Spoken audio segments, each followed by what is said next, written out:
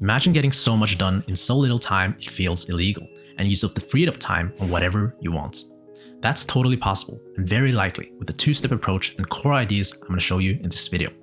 I will divide this video into two parts. First, what task you should focus on, and second, how to work on those tasks as efficiently as possible. Let's dive in. Imagine two persons trying to get to a destination. Person A is pumped and wants to get started as fast as possible. He knows he has a bike, so quickly gets on it and starts biking towards the destination. Person B, on the other hand, is not rushed to get started. He realizes he could ask a friend to borrow a car or just rent one, so he ends up driving to the destination, comfortably sitting in the car. The answer is pretty obvious on who's going to get to the destination first, right? Not only that, who do you think is going to get more tired and overworked? Not only is person A going much slower, he's also going to get a lot more tired. Person B is winning because he chose a more leveraged vehicle to get there.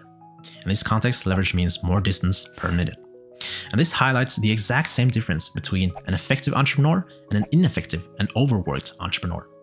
The ineffective entrepreneur is like person A, rushing to just get moving, being busy, and ends up overworked while not progressing in his business. The effective entrepreneur is like person B. He takes his time and don't rush into any task, because he knows that some tasks will be like the bicycle, while other tasks will be like the car. Some tasks will get him a lot more results per minute he spends on it, and he ends up progressing faster while working less. So now that you understand the core idea, let me show you how to put this into practice. First, write down all the tasks you're currently doing each week and month. Don't worry about prioritizing yet, just brain dump everything.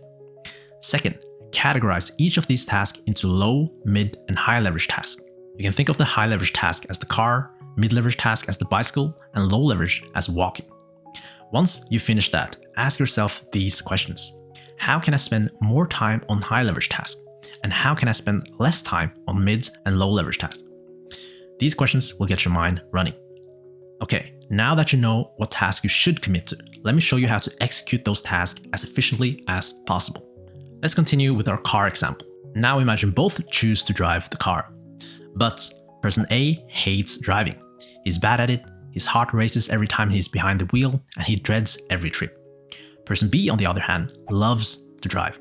He has his favorite playlist playing, perfect temperature in the car, and he enjoys it so much that he often forgets about time and reaches the destination without even realizing it. Now, who do you think will be more productive?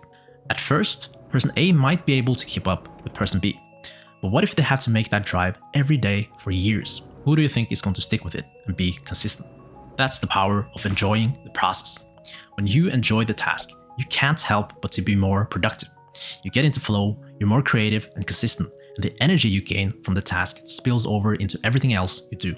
So there are actually two big lessons here. First, choose the task you enjoy doing. And second, figure out ways to make the process more enjoyable. Most people overlook the second one, but small changes can make a huge difference.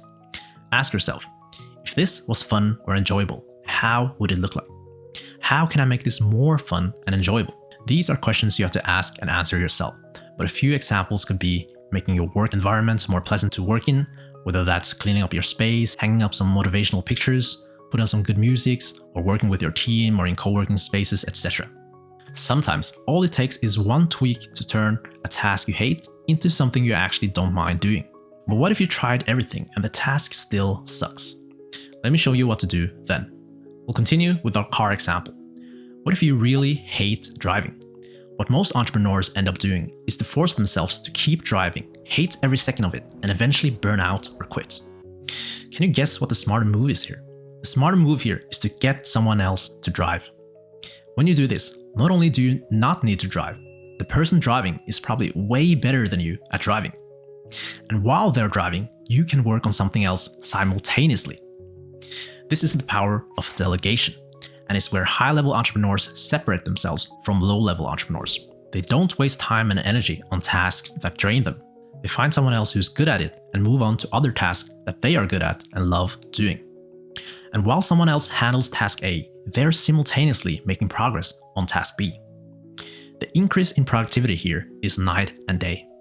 Now, how do you know exactly which task you should delegate and what task you should focus on, so that you can do more of what you love and less of what you hate, and simultaneously grow faster?